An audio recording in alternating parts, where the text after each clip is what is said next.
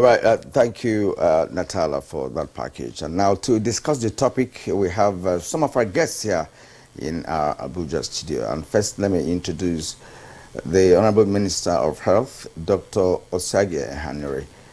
So you're welcome to the program. Good morning. All right, and also with us in the studio here is the Chairman, House Committee on Healthcare Services, Dr. Yusuf Tanko Sununu. You're welcome to the program, sir. Thank you, sir. All right.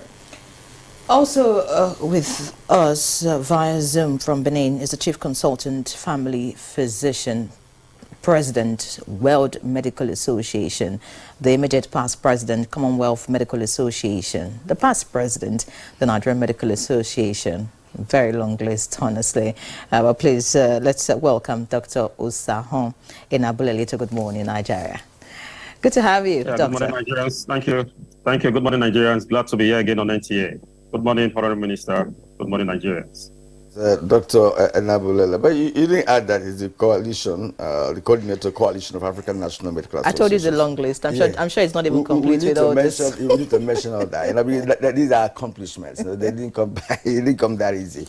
So, gentlemen, you're welcome. As a matter of fact, we're expecting also to have via Zoom Saudi Arabia, the British Nigerian High Commissioner to UK. Ambassador Tunji Ishola. As soon as we are able to connect to Saudi, we'll be able to introduce him. But for now, gentlemen, welcome to the program. Of course, the topic has been presented via our background. But let me just say that, look, it's estimated that over 2,000 Nigerian doctors leave Nigeria every year. It could be more or less. But again, about 10,000 of Nigerian trained doctors work in the British National Health system, and again in Canada more than 650, as well as of course other nations across the world, Qatar, Pakistan. These are areas where we have major Nigerians and Nigerian doctors who have traveled for greener pastures. But then the question is, what are the causative factors, Dr. Henry? When did we begin to have this experience? Because I recall that in the 80s and 90s, yes, Nigerian doctors were going abroad to, for greener pastures, but not like an exodus that we have, in the past 20 years or more. How did we get to this point? Well, you are right in one thing, in that it is not a new phenomenon. It's been going on for, I would say, at least 40 years. That Nigerian doctors, particularly the senior ones, were going abroad for engagement in usually in Middle East as consultants when those countries were building up their own health systems. Secondly, is that Nigeria is not the only country losing doctors. It's a global phenomenon. All the English-speaking countries in Asia and in Africa have complained about that. And finally, it's not only doctors who are actually leaving the country. If you just look at the migration of people trying to get across the Mediterranean Sea and across the Sahara Desert, you see that it's a whole range of professions. And if you examine each one, you'll find there are lawyers or engineers among them too. So this phenomenon of people wanting to move to places where the pasture is greener, believed to be greener, is global, and it is not new. So in our own case, I believe that the lessons from COVID-19 reveal weaknesses in many health systems, and it exposed the fact that there are reduced number of doctors that are required in certain developed countries. So they want to immediately start filling up those gaps. And the Nigerian doctors, Indian doctors, Egyptian, Pakistani, and so on, Bangladeshi, are the easy sources because they already speak the language, and many of them have trained in the English tradition, so that those countries actually supply the needs. But I also believe that it will, at some time soon, reach a saturation point, where you have as many as you want, and you don't want that many anymore. Many thanks, Doctor. I think I'd go to Dr. Yusuf now, the Chairman, House Committee on Healthcare Services. You heard the Minister talk about the fact that it's not just doctors that are seeking greener pastures. So I would like to find out, why is there a bill in the House of Representatives seeking to impose a 5-year compulsory service on doctors as a condition to grant them full practice license upon graduation? While you tell us why that bill is there, I would like you to also explain to us what the bill is actually all about. And then, how come that at the same time where that bill is in the House of Reps and at the moment has passed through second reading, it is also at the same time that the UK is imposing a ban on the recruitment of doctors from Nigeria? Is it that the House of Reps press some buttons, or still pressing some buttons to ensure that doctors do not leave this country? Well, thank you very much for inviting me to this very important discussion. But I just want to add a little bit before going to the questions you've asked me on the why the brain drain. You see, there are a lot of factors. And as it is today, we cannot do away with the effect of insecurity in this country. Everybody wants to be secured. Doctors, healthcare workers, and what have you are being kidnapped. And because of that insecurity, people want to go. People also want to pick up their career through publications, research, and such kind of infrastructure are almost limited within the country. And a lot of golden opportunities to get your papers published in Lancet and other serious publications houses is been denied because of lack of infrastructural backing. And then to also make matter worse, the attitudes or cumbersome protocol in governance also affect and promote brain drain. For example now, the average period a chief medical director or a medical director can get a doctor employed in his hospital is minimum of 8 months.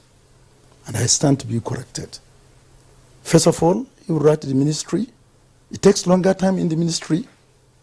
It then moves to office of the head of service. It takes another 2 to 3 months. It then moves to Federal Character Commission. It takes another 2 to 3 months. It moves to Budget Office for another 2 to 3 months. Now, a young man has spent 5 years to become a consultant, and he is kept waiting for him to secure a slot, even in the hospital he trained. And meanwhile, by the time you finish your program, your salary will be stopped. And then all of a sudden, there is an advert for interview. What do? Do you wait? And even during our oversight and intervention that we have done separately, we have tried to call the attention of policy makers to change that distance. You understand? Because health is a human rights issue.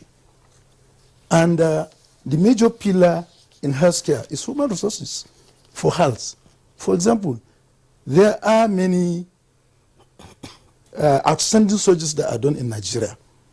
Some, we don't even have the equipment to do it, but we try as much as possible to innovate and do those surgeries through a lot of modifications. Some even use local means to see how they can bypass this and have a successful outcome. And then you have person with that skill and it's not encouraged to see. And also remuneration is an issue. I can remember that even when the COVID came, the hazard allowance of an average healthcare practitioner in Nigeria is 5,000. And it also took even the Mr. Speaker and other goal to do before that can be reviewed. You understand? And then we also have a lot of resolutions within the country that are meant to promote healthcare and make it to be acceptable and standardized. For example, if you look at the National Health Act 2014, it provides a lot of solutions that once we had operated completely and in totality with financial backing it has, I'm sure that will have addressed other issues. And major issues, our neglect and putting behind us a resolution that was done in Abuja. And that is what? Giving at least 15% consolidated revenue fund to healthcare practice in Nigeria. Once you have more fund, it means more care, more employment, and this. And then to summarize it, up till now, we are not where we are in terms of implementing a health insurance scheme in the country. As at today, up till now, even by the WHO standard, more than 70% of procurement in healthcare delivery in the country is out of pocket. And meanwhile, the economic situation has gone down. We have mentioned the issue of COVID-19, which affects also our economy. And whether we like it or we don't like it, as of today, it has gotten worse. The currency swap that we have has also affected average purchasing power of a common man. Because petty business that we are using to pay out of pocket to purchase, people have no access to money, and therefore they cannot have money to this thing. And what is the implication of all this? Private practitioners are losing patronization. A lot of them are shutting down. And when you shut down, definitely you have to move this thing. Now, if we look at that, it's brain drain outside the country. But also part of it is also internal brain drain. Because in the internal, we have migration. And in fact, if you look at the healthcare statistics and indices, it is worse in the northern part of the country as compared to southern part of the country. And it's obvious. The number of doctors within Lagos State outnumber the whole doctors in the northwest and north central. You understand? So if you put it, it means there we have more number and this. And now there's also migration, because a lot of people from the south are moving, and then because of insecurity they're also moving. And what is the issue? What is the long run indices now? If you are to take genuine statistics now and make a comparison in terms of indices that we have 2 years back and the current indices in the north right now, you find that it has gone down seriously. And the implication is that for this, we must declare an emergency state to see how we can celebrate healthcare delivery. Now, I'm coming to this thing, the House of Representatives. We must understand that lawmakers are voted to make a law that will promote self-governance in the country so that average citizen of that country will feel protected to discharge his normal activity. Now, among such, one of the cardinal principles I've mentioned that supposed to be a fundamental human right is health. And then the honorable member that made the presentation observed that the brain drain has reached to the extent, and I think even in this studio I've described it about a year or so back, that what we have sometimes back is a brain drain. But post-COVID, we are going to have a storm. Why? Vacancies are created. Western countries are worse hit in terms of mortality of healthcare personnel. A lot of them died and succumbed to COVID. And therefore, and they also have resources to recruit. Where are they going to look at? Areas that they have confidence. And some of the countries that, some of the practitioners, whether doctors, nurses, that don't have confidence right now are Nigerians, because we are resilient.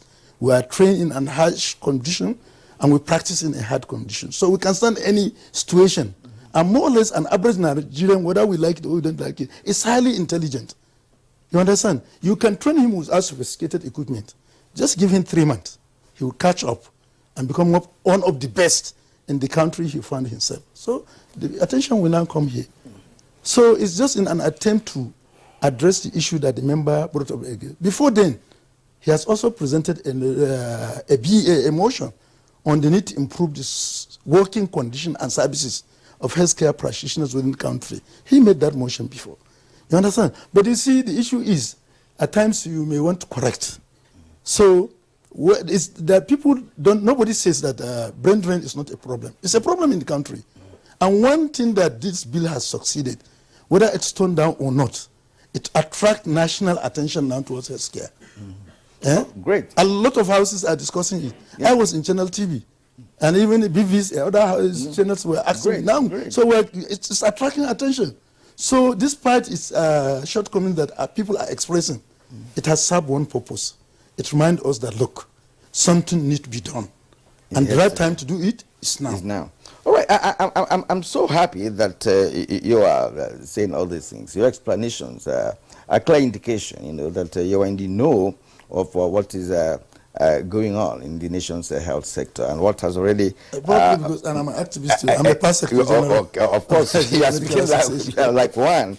But in terms of making law, which is part of your responsibility, you also do oversight functions, which is, of course, to find out whether some of the policies or laws that you have made are being implemented to the letter. That's also part of your responsibility. But we shall get back to that in the course of the program. Let's get Dr. Nabulele to join us in this conversation. You've listened to the honorable member talking about the rising insecurity, inadequate diagnostic facilities, poor remuneration, and other factors. And of course, Dr. Henry mentioned earlier that COVID-19 exposed the inadequacies in the health systems, not just in Nigeria, but elsewhere, that led to the openings, the Western world that have better facilities began to employ from across the globe, to fill in the gap. And for us, it's brain drain. Now, put all of this into context and let's know your own perspective to what we have seen happening in the country today with the medical practitioners. Well, thank you very much, Karen. Good morning again, Nigerians. I want to first of all thank those who have spoken before me for clearly putting these issues in the right perspective in terms of the whole issue of the healthcare decay that has led to, and of course the general systemic decay that has led to this burgeoning phenomenon of brain drain. So clearly it's something that has been there, but again now increasingly now increasing dimension and proportion. And of course, because of the way we have also attended to the state of our nation, and of course our healthcare system, because what has happened is that these problems have been coming, they've been there, but COVID-19 pandemic clearly worsened these existing challenges. And so you're now having countries that were not even, having the best of healthcare infrastructure now completely exposed because of the impact of COVID-19 pandemic. And unfortunately, these challenged countries, especially in the low middle income countries, are the ones that still do not think that it is good to prioritize investments in the healthcare system. It's not, they are the ones that still believe it's not good enough to prioritize investments in the well-being, working conditions of the health workforce, physicians and other, health professionals and of course healthcare workers. And so you find that the other countries of the global north now explore this, vulnerable environments, these opportunities that present themselves as a result of the poor response of their governments towards addressing the existential realities and challenges in these countries. And so that has led to increased migration, increased attraction of the professionals from the source countries and those low middle income countries or those other countries. So essentially, unless and until we understand that, look, this thing about managing the health workforce, managing the healthcare system is not a one-stop shop. It is something in which we need to be a bit more dynamic, strategic, and that is why, again, I thank Honorable Council Sununu for mentioning the fact that, look, if we are really serious about addressing our challenges, we don't need to have any other conversations. The National Health Act, for instance, clearly has placed a lot of provisions, which unfortunately have not been truly implemented. For instance, now, if we talk about human resource management, if you look at Section 2A, it clearly says that there should always be a strategic plan for the development of human resource for health. And that means that we have to have a target. We have to have a plan that we all can be working towards actualizing, rather than this stop-gap, knee-jerk responses towards addressing the critical issues of the healthcare, challenges in our country. So clearly, I think it boils down to the issue of how we prioritize investments in the health system. The budget, I don't want to talk about the budget anymore because we all know that it's been very pitiable in terms of the allocations to the healthcare sector over time. We've never had it this bad in terms of the, percentage allocation to healthcare, in our country. So it shows again how we prioritize the healthcare industry, the healthcare system. So I think for me, we need to address internal threats that are challenging those within the healthcare industry. We also need to address the external threats, because a lot of it is also that is buoying this phenomenon, which is not just like we have clearly accepted now about medical professionals, but indeed Nigerians. The existential challenges facing Nigerians in terms of insecurity, the poor socio-economic conditions, which of course has plunged a lot of Nigerians into what I may call, unfathomable depths of disillusionment and a miasma of hopelessness. So we need to be able to address these social, economic challenges that has made Nigerians to say, look, where else can I, of course, obtain my basic means of livelihood? Where else can I be better appreciated? Where else can I live a better life?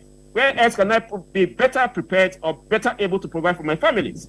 And of course, the professionals, the medical professionals and others are part of the system. So how do we place a more competitive wage for the workers, the physicians and other professionals in the healthcare industry? How do we make their working conditions better? Because right now, even the International Labour Organization has accepted and agreed that, look, we must be able to link the whole issue of migration to the issue of decent working conditions. So how do we make the conditions of work a bit more decent? And that is why this whole issue of, the bill proposed by the member was certainly, it pays into its significance when you look at the cornucopia of problems, the concatenation of problems and factors responsible for the migration of healthcare professionals. And generally, we always say that, look, unless and until you address preeminently the push factors, the factors that are pushing these professionals away from their country, while expecting that those other countries in the global north, in the destination countries, are also a bit more responsive, towards attuning themselves to the resolution 63.16 code, which is a global code of international health recruitment. Unless and until these governments in the source countries, particularly in the low middle income countries, are more responsible in terms of prioritizing these investments in the health system, we're not going to have the end of this whole challenge. Brain drain is going to continue. You're not going to be able to stop it. Not even the recent declaration by the British government, which of course is something I would like to talk about, maybe, after this current round of discussion. I think we need to get serious with our healthcare system management. We need to get serious with how we implement laws in our country. The National Health Act was brought in to solve a lot of these problems. But beyond Section 11, and maybe one of the provisions of the National Health Act, I don't see how we've been able to, place mechanisms to actualize these provisions. The issue of health workforce is clearly provided for in Section 41 to Section 44 of the National Health Act. Many provisions are there that we don't need to look elsewhere. We don't need to look for any bill, but of course, to see how we can actualize these provisions. So I think, in summary, we need to be able to address the internal threats that are challenging the professionals in the health workplace, particularly the issue of decent working conditions, the issue of addressing the pitiable, income that they earn compared to what happens outside the country, the issue of poor recognition of their rights and roles. We did not need pandemic. We did not need a COVID-19 pandemic to know that healthcare professionals are relevant. Healthcare professionals are, of course, of critical importance towards advancing the prosperity and the well-being of any nation. So we need to address workplace insecurity and violence, which of course has really increased over time. COVID-19 pandemic, we saw it, that in spite of even these health professionals attending to the needs of patients, to the needs of challenged individuals who were victims of COVID, they were still being violently assaulted. Even in their workplace. So, thank you so much. I can see that you're passionate about this, not just because you're a doctor, because you have not just spoken as a doctor, but you have spoken, if I may say, like someone who is a brother to Obayagbon, because you have given us exactly. And overdoing. With due respect to my mentor and also my president, there are certain things that I need to come in and make some corrections. Especially the statement that the budget has been one of the worst. Yes, I agree we are far away from reaching Abuja declaration. But I always say it. If somebody refuses to blow his trumpet, somebody will blow it, nobody will blow it for him. For this government, as far as the chairman I know, we made a budget. There is one thing that differentiates budget under Buhari's administration and others, especially for health. Gone are the days when budgeted allocations receive less than 50% release. But I beg to say that this regime has always followed with 100% budgetary release. Oh, okay. So it means that even though we are far away from where we are initially, for example, if an MDA under health is giving 100 million, maybe they may receive 40 million. But now you receive 100% the same. But I think what we need to do is for the ministry to make it clear. This is where we are. And also ministry to improve on its spending of the budget What is allocation. achieved with the budget is what is necessary now. That's what he's talking about. What did we achieve with the budget? What we achieved with the budget, is it commensurate with the budget? Is it, do we feel the impact of what has been achieved with the budget? That is the question. Not necessarily budgeting huge or releasing the money, the funds, but what is on ground in terms of achievement? No, I would say that we have achieved a lot. Go to our hospital. I'm not defending the minister, but go to General Hospital, go to Federal Medical Center, for example, where I served for almost 5 years.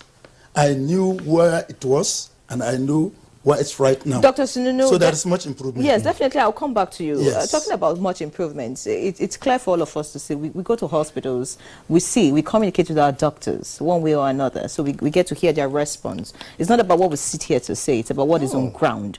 You are the minister of this ministry. And, you mentioned earlier that it's not just doctors that are leaving, but the target is on doctors. And you see, like Dr. Sununu said, it's a right for us to have good health services in this country. What exactly is the problem? Is it that government is not prioritizing investment in this sector, like Dr. Nabuleli has said? Or is it that the doctors themselves are just not interested in being around here, or maybe they're just asking for too much? What exactly is the problem? No, I don't think it's as simple as that, about the choice being this or that. As I've said, people naturally look for greener pastures. And if you are listening to the news, you know that as we speak now, junior doctors in the United Kingdom are on a 4-day strike, demanding 35% increase, okay, in their remuneration. They too are not happy with their remuneration.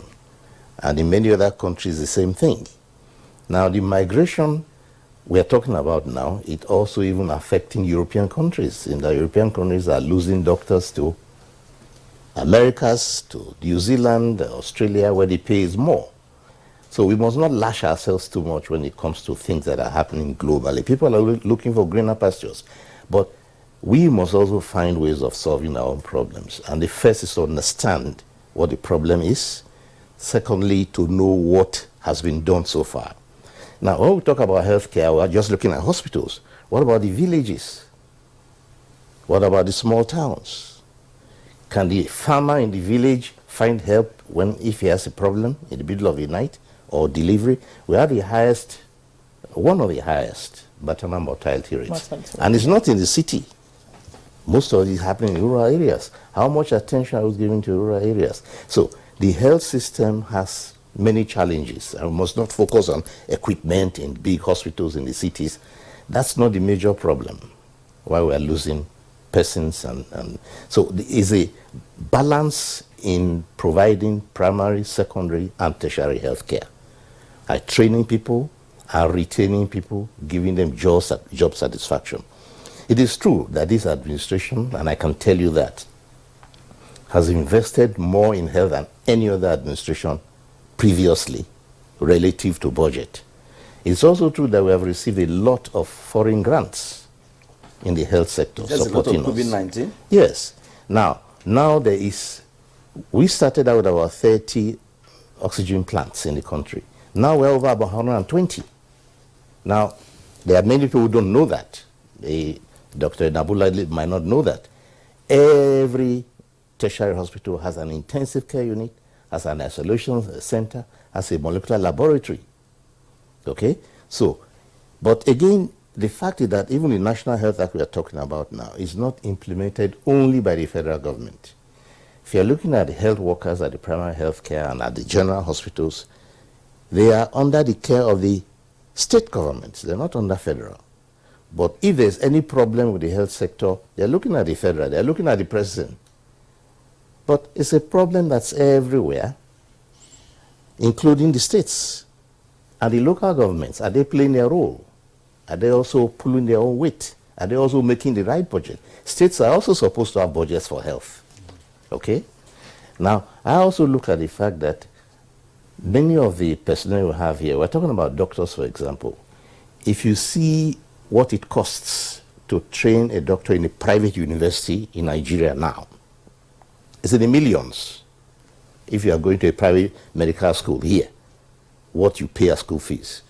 And then if you are going to a public, let's say state or federal government school, it's like peanuts, because just a few thousands that you pay. There's a big difference. Now the difference is subsidy, because the government is paying that subsidy to make it possible for you to get your degree. And that subsidy comes from taxpayers' money. It's taxpayers' money.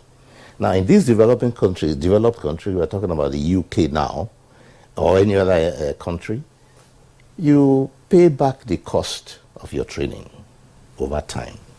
You stay and pay back, and So please, certain number of years. Make this clear so that our viewers will understand. You say that medical schools are subsidized in Nigeria. So if you're a medical student, part of your fees... Effectively, yes, because the difference between if you have two students, one train a private university, the other in But it doesn't just apply to exactly. those in engineering, those in architecture. If you're in a private university, what you pay is more than what you pay in a government. Yes, what I'm telling you is that the difference now amounts to a subsidy that the government must bring in to make it possible to complete this course. I'm not qualifying it, but when it comes to the medical service, and what I'm telling you again, that in developed countries who are effectively richer, take the United States, for example, or Canada, you will train under the same circumstance, but there's a program for you to pay back what it cost. Here, we don't have that, so you can train here at that expense and then leave, if you like. Or go to another country and say this place is not okay. But the fact is that you have benefited from it, and that loss is a loss to the taxpayer because he invested in your training too and got nothing in return from you. Honourable Minister, I want to ask you another question, please, because you have done a good explanation of this, at this point. Now, you talked about admission into medical schools, that if you go to a private school, of course, it's more pretty expensive. And it's also highly competitive. If you have to apply for medical, as a student, medical school in the public schools, highly competitive. People have to pay bribe to get their children get admission, even when they pass the exam, the JAMB, and UTME, whatever. People still have to pay to do that. Now, will it be nice, or will it be encouraging to say, look, Nigeria, we have brains, as Honorable Yusuf has pointed out, that Nigerians are very brilliant, Will it be good for us to now embark on the establishment of medical schools, more medical schools, specialized medical schools in Nigeria, so we can produce more doctors in this country? Well, and if the need be for us to also ask them to go elsewhere and practice, because after all said and done, they will bring back diaspora, diaspora funds and what have you. So can we invest in medical schools in Nigeria? You are correct. There's a lot of medical schools. There are many medical schools. A lot of them are private. The investment in medical schools is there. And the Medical and Dental Council informs me we are graduating about 3,000 to 4,000 doctors every year already, as we are. And about 1,000 will be leaving, compared to, or 2,000 maybe, compared. So we have a net actually, and at the lower, among younger doctors, we have a glut of people who still, in fact, we're just about working on a program now to develop a framework that will allow private hospitals, state hospitals, to also do internship and residency and absorb more people. Because right now there's a limitation. We're discussing that with the Ministry of Education very soon, so that we can expand private hospitals for internship and residency, because there are many who cannot even find a place to do their residency. So expanding number of doctors is one point, yes, and increasing number, but retaining them is another thing. For doctors, for example, to work in general hospital and then the primary health care, they will need to be employed by the state government on the state budget. That's not a federal deals with the tertiary. So, but you need service just as well at that level of care. And then back to the point of the subsidy. The difference between what you pay in a private university and what you pay in a public university is the subsidy of government. And that goes to the budget of health. As a matter of fact, it's a health expenditure, because we have built human resources. So sometimes I wonder if our 15% is properly calculated, because we don't calculate the amount we spend on training doctors and training nurses. that the government puts in. It's like education, all right, but it's an investment in health. Okay? So we probably need to look at the way we calculate the government investment in health. In that there is actually more expenditure in training. In training personnel is a health expenditure. And again, finally, the other point I want to make is that even the health sector requires other services. We require electricity, for example. So it's our interest that further investment in other competing priorities will not be neglected. We need electricity, we need food. So we need investment in agriculture. So even in the health sector, it's in our interest that the investment across the sectors be balanced and not all tilted towards health, agriculture, electricity, and also creating jobs. So you have a value chain that cuts across all ministries. All right. Many thanks, Dr. Ihanire. I think I would go back to Dr. Enabulele now. And, I would like you to please speak to us concerning this bill, because you already made mention of the fact that it's not going to stop doctors from leaving the country. That there are so many factors responsible for doctors wanting to, seek greener pastures elsewhere. I'm worried about this bill because, going through school, I know that doctors usually have 5 years, spend 5 years in school, they have 1 year housemanship and then youth service. Now, but this bill is saying that there would be a 5-year compulsory service on doctors as a condition to grant them full practice license upon graduation. Now, what does that mean? Does it now mean that plus the 6 years which they have spent, they will spend another 5 years practicing before they have a license as doctors? I mean, as a doctor, Dr. Enabulele, I want you to tell me, do you think that this bill will see the light of the day? Will doctors agree? You are a senior doctor. You're the president of the World Medical Association. Do you think that this bill in the House of Reps it's the way to go, or you think that doctors in this country would kick against it? And then do you agree with the Honorable Minister that being trained in a government institution in Nigeria, it's been subsidized and all that? But I know that there are other issues that students face generally, not just doctors, because besides fees or tuition, whatever it is that they pay, they have issues with accommodation, they have issues with other things, having to go through school. There's the issue of strike. There are so many factors before somebody is certified or is said to have graduated. So, Dr. Enabulele, I'd like you to please respond to this. As a doctor, what do you think about this bill and then the issues that have been raised by the Honorable Minister? Well, thank you very much. First, with due respect to my colleague, the Honorable Committee Chairman on Healthcare Services, Honorable Tanko Solunu, I think he misconstrued my statement on the budgeting. When we talk about budgeting, what I was talking about was the percentage allocation to the healthcare industry in Nigeria. And if he understands that, then he will understand that, look, when we talk about the minimum allocation to healthcare, we are not yet there. So if you are having a 100% budget release to the health sector, then you should ask the Honourable Minister who is there as to why we have not seen 100% output in terms of the implementation. But I will not answer for them. What I'm saying is that, look, we expect a minimum allocation to the healthcare industry. And so far, even in this current budget, we can see that it's less than 5%. That is the only fact I can project. So if that less than 5% is allocated 100%, kudos. But are we seeing the necessary outcomes, the deserved outcomes from the 100% release? It is left for the superintendent of the health ministry to answer that. Now, as to the subsidy, I like to say that, look, perhaps we need to go around the universities and look at the medical facilities that we think we are subsidizing.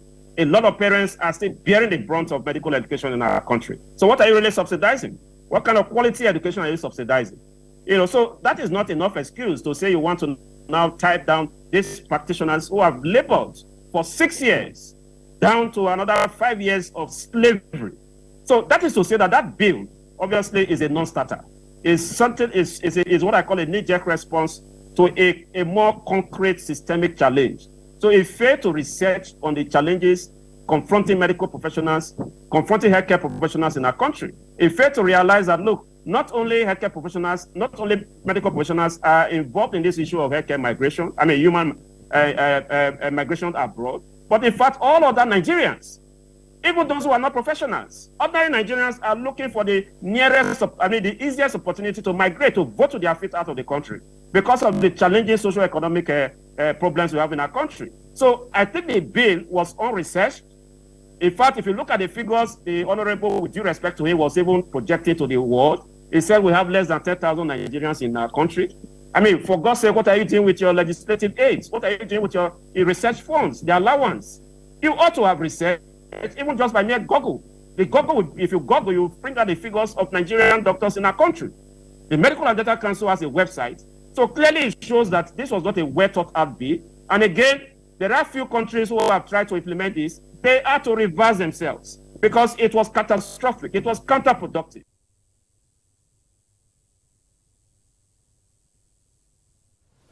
Well, we seem to have lost the signal to Benin, but I think he's back now. Okay, we are going to return to him in the course of the conversation, hoping that our engineers will do something to rectify, the glitches there. We're back to the studio once more. Honorable Sununo, a lot of points have been made this morning, and you made it very critical, the points initially, and your initial comments, which of course exposed some of the things that we did not know before now. But how do you look at this bill? Let's reason together on the intricacies of this bill. What my colleague Henry read out is a clear indication that there is a problem somewhere. After 6 years of academic pursuit, you step out, and again you have another 5 years where you'll be subjected to working for your nation, for the subsidy that the minister talked about. How is it going to work? Well, some medical doctors were trained in private schools, as the minister pointed out, and they paid humongous amounts to get their medical certificate in those schools. Are they also going to be compulsorily made to work for 5 years because you didn't subsidize theirs? The minister was talking about students in public schools, where you can really account to say, look, that these people's school fees have been subsidized. But in terms of private schools, I'm not sure there's any subsidy for them. So those students that will graduate from those schools, will you also subject them to 5 years? Well, thank you very much. But you see, you have to understand, a bill is a proposal. It has passed second reading. Yes. Even if it's past second reading, it's still a proposal. I understand that. It's a proposal. You see, when you have a proposal, it means it is expected input will come in. Now, the input will determine the fate of that proposal, whether it is accepted or rejected. In fact, the number of bills that are being considered in the National Assembly, if they are all to become an act, I assure you we don't even have the resources to implement them. You understand? My committee conducted sometimes public hearing of about 11 bills. So what you're trying but out to of say that is only one that scaled. So what you're trying to say is that this may not scale through. And what I'm trying to say is, I am an arbiter. I'm the chairman of the committee, so I cannot preempt the public. You understand? The public will come and make their contributions, and we'll look at the public contribution. But definitely, the aim of the constitutions is to provide leveling ground for every citizen in Nigeria. All right. The constitution did not anticipate discriminatory. Now, if the provisions appears to be discriminatory, trying to cage a particular group, then definitely the House will weigh the weight of that bill against the Constitution of the Federal Republic of Nigeria. Obviously, from what the minister has said, it's discriminatory because, other professionals too are living the country. And like Dr. Nabilele mentioned, not even professionals alone, even those who are not professionals. The rule is that the House will not enact a rule that will go against the Constitution of the Federal Republic now, of Dr. Nigeria. Sununu, that brings me... it's going to be rejected. No. That brings me to my next question. You said Yes. the bill is a proposal. The same House of Reps that is proposing that doctors stay an extra 5 years to practice in this country before they have a license and then, of course, decide whatever they want to do with themselves. Why is that same House not proposing a bill that restricts lawmakers and even government officials from leaving this country to seek medical attention elsewhere. That way, everybody gets to stay. Because now you are saying that after a doctor, you know, has gone through the stress, the issues. The proposal is saying. I'm getting to a point. By human beings. So Yes. I mean, lawmakers, government officials are being paid by taxpayers' money. Yeah. So why will they take taxpayers' money and leave this country to seek medical attention? And then you're saying that doctors who have been trained, who now, besides, movement is a fundamental human right. Yeah. Now you are saying they shouldn't move. Why don't you also place that same restriction on government officials in this country so that they also do not move to seek medical attention elsewhere, so we can actually fix the problem? No, you see, let me come in. Even when I was in channels on this similar discussion, I made it clear that it's different from my personal opinion and the position of the House.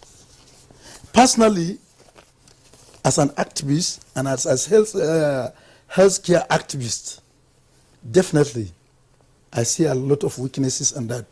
And giving my own judgment, it cannot pass light of the day on personal ground.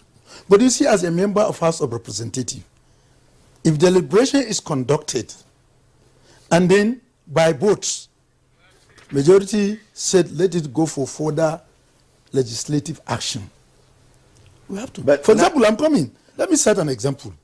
There was when we had an outcry during the COVID-19 pandemic with a lot of allegations, including my humble self and speaker, when we proposed the infectious disease bill. You understand? It came up as an infectious disease bill. And then a lot of things were pointed by journalists, human rights activists that is obnoxious. And then it left the committee as emergency health bill. A lot of things were removed, prohibited, and this thing. And when we presented it to the House see the wisdom that really we have addressed a lot of issues that were removed. Okay, Now, for example, this bill can come as restriction, but you can also use it for stakeholders to come with a lot of things that can address holistically the healthcare, and then you see that the bill may be prohibited to become something else. You understand?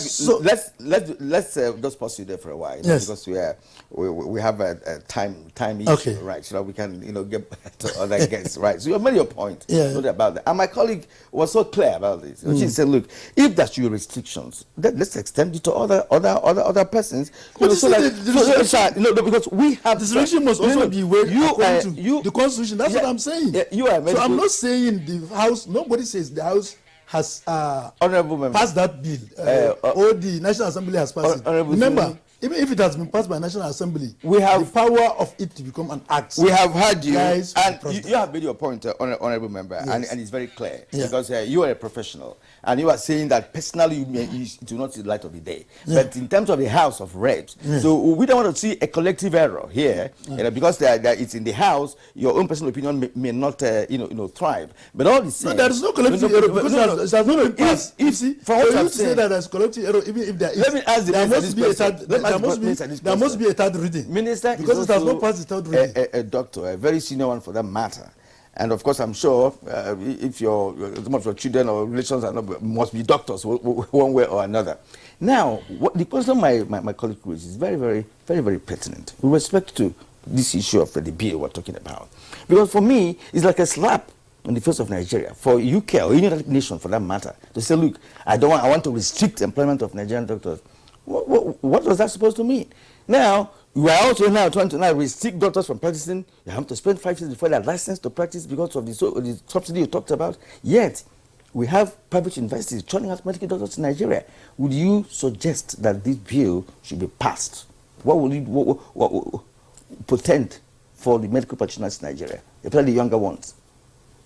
Well, we must look at it again from many angles. The first is that going to school to learn a profession, to impart you with certain knowledge and skills, it costs money. It costs money. It's an investment. And there are many small, petty professions that, like being the tailor or being the carpenter. Well, the learner, the apprentice actually pays the boss to be taught over a period of years. That's what happens in reality now. to be a welder or to be whatever. They pay for it. So we must not take education for granted. You know, primary is compulsory and very important. Secondary also, but tertiary, where you are being given a profession, is an investment. You are being given a gift. How to fend for yourself, fend for your family, and also be responsible to your community. And that's why I said earlier that in developed countries, even the UK, you have to pay back this sum with which you were trained over time. Either you pay back the money or you work to compensate for that money. And then government can now use that money to train another group of people. Same thing in the US, as wealthy as they are.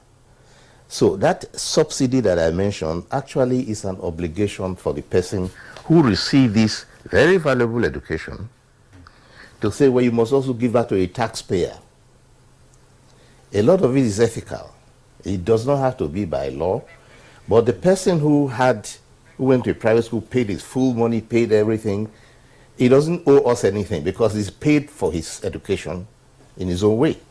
No, I have a contract. Dr. Let me just say one thing. You definitely respond. You definitely Yes. respond, please. Let me finish. Our up. I have producer one more- beckons one on more us to point go on a National quick break. Youth Service, because National Youth Service already exerts that national duty from you.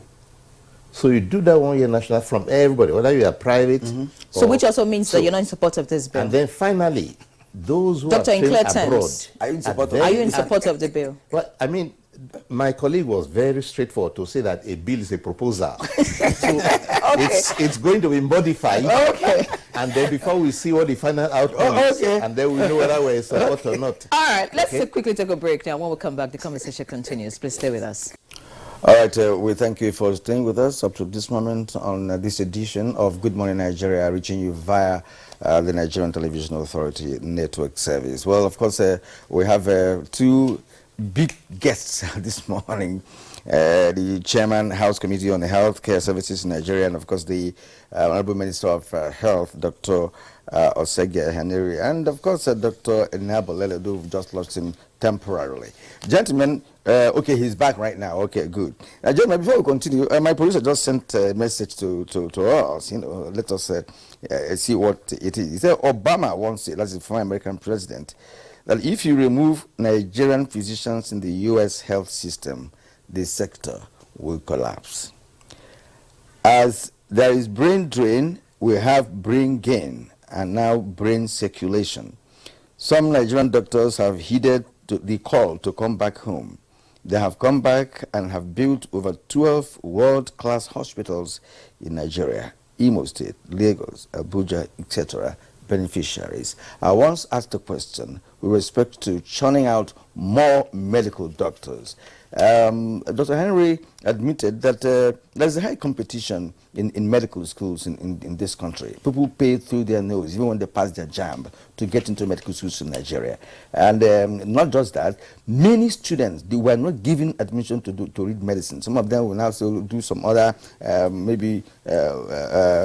lab technician and all of that. But then their original intention was to study medicine. But because they couldn't get admission, they now start doing a lot of things instead of wasting time. Right. Now you talked about subsidizing, medical school in Nigeria.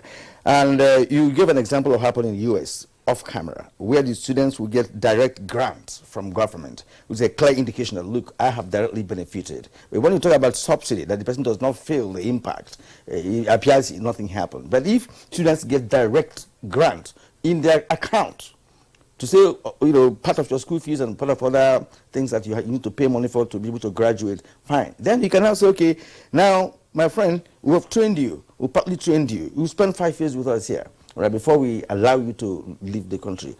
Can that scenario of the US be replicated in Nigeria, do you think? Well, again, that's a good question, in that if, for example, you are charging a certain amount to train from A to Z as a doctor, private school and public school charging the same thing. But those who are admitted into the public school we'll give you this money. This is the cost of training a doctor. We're giving you this money is a grant. So that person knows right from the beginning the value of what he's getting. And then secondly, he knows that it is coming from a taxpayer, from the public, and it's a gift to him, because once you have your knowledge, your certificate, and your skills, nobody can take it away from you again. So now, you could from there know that you have a certain obligation to the society, to the community. You don't even need a law to tell you that, because you have benefited a lot to get a certificate that makes you so wanted abroad that you got it there. This is the value, the real value. You know, if you are paying 100,000 a year, you don't really know the value of what you are getting. So, this is a grant. It's for you. It will help you through your studies. But this is the cost of your education. You must know the cost. And then know that you can pay back. Now, those who went to private school know that their father or their family already paid for them. They can take care of their own selves by that way. So what can happen is that you can be a doctor through any pathway. Those who have already taken care of themselves, and then those who have been taken off by the system. But then I have always said that even that investment is a health investment, because it has allowed you to produce more doctors and nurses and lab technicians and so on, which take care of your human resource needs. Okay. Okay. Thank you, Honourable Minister. Let's quickly go to Dr. Nabulele now. I can see that he's back. I'd like you to land on your thoughts, my previous question. And then I'd like you to also weigh in on this particular issue. Do you really think that the problem is about the subsidy issue on the education? Or you think the challenge is about the care of doctors after they graduate?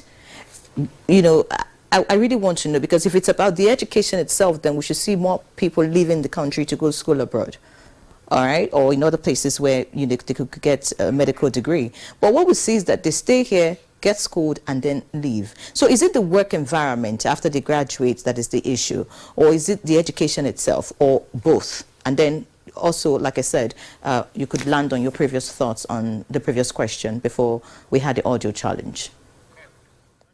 I don't know why that challenge came actually, but I'm happy I'm back now. I want to say again that that bill, no matter what they term it as a proposal, it's something that should not even progress.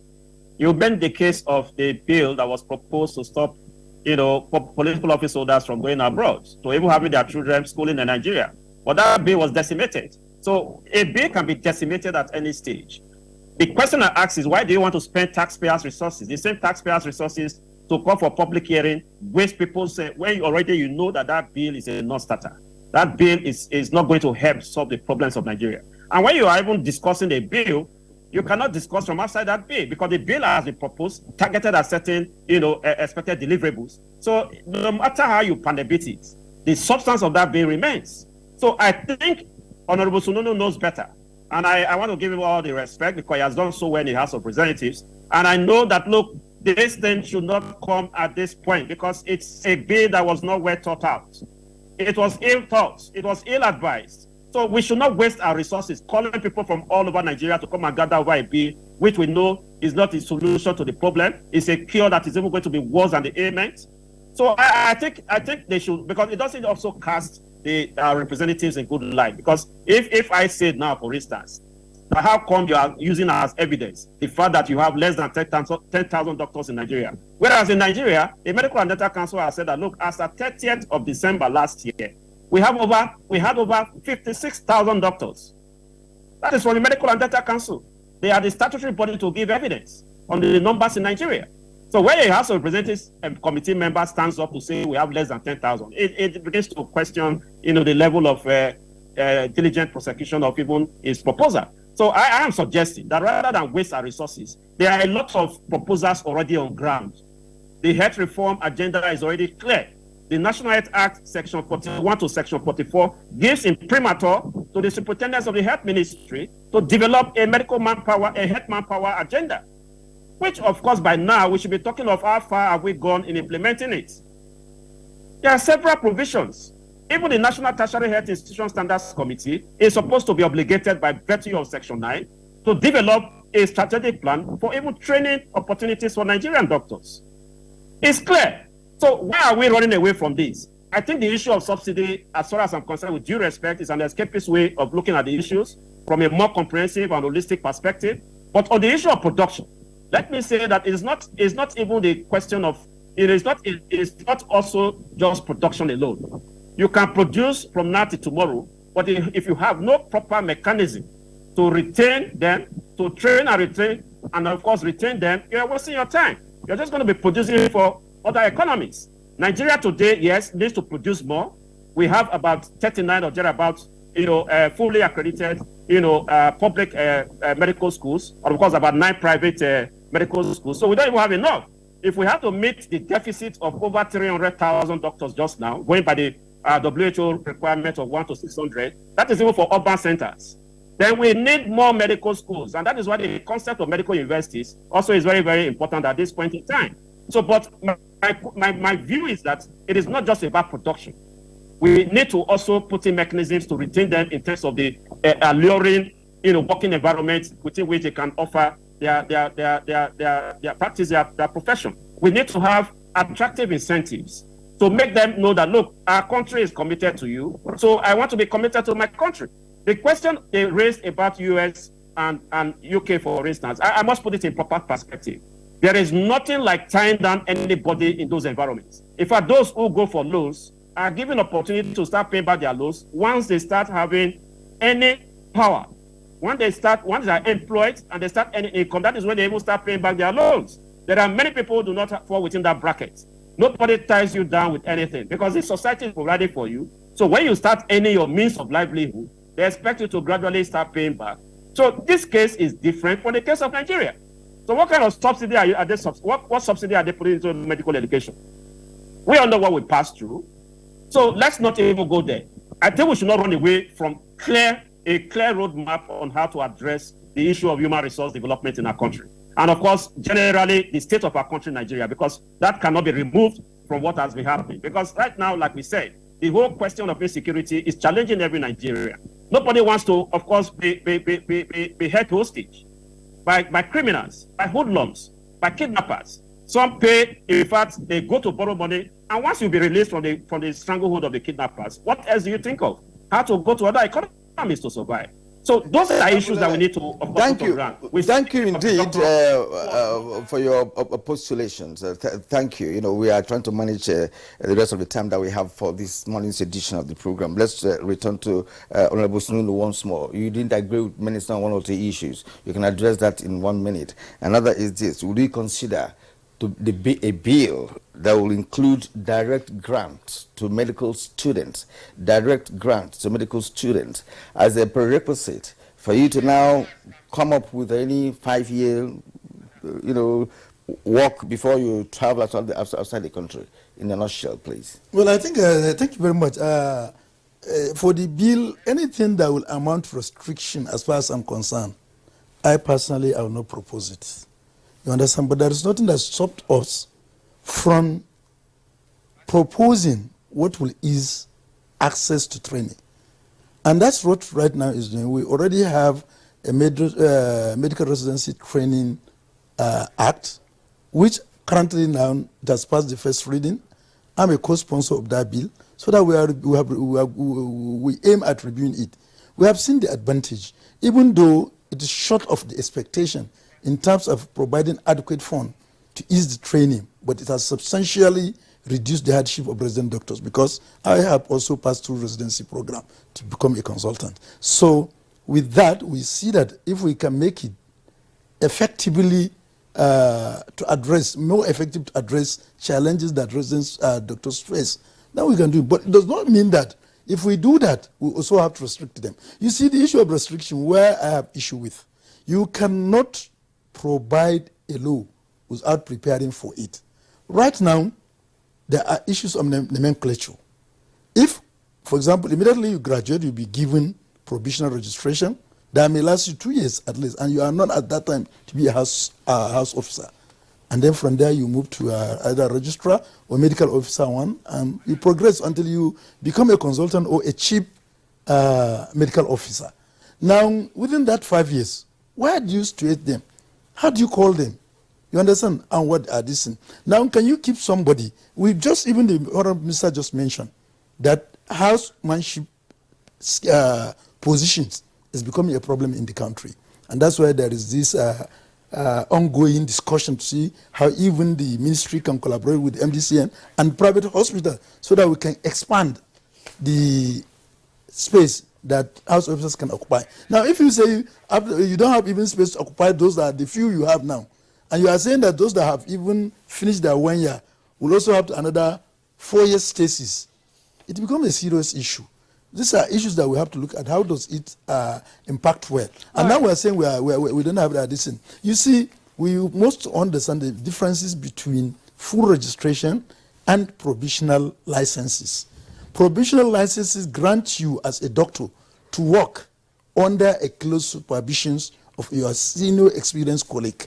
You understand? Even though you are even if you are, no matter how you are asked, you are meant to seek referral for knowledge to others. But once you have your full registration, it means you have the capacity, you have been satisfied to practice safely in the country, and you can therefore be independently deployed where you can serve the people, but you must also know your limit and refer immediately. All right, we're running out of time. We're about to round off this conversation, but I'd just like you to answer this question, just yes or no. I asked the question earlier, but you didn't quite answer that. What is it? Now that the bill is in the House of Reps, it's at the same time we're seeing the UK placing a restriction.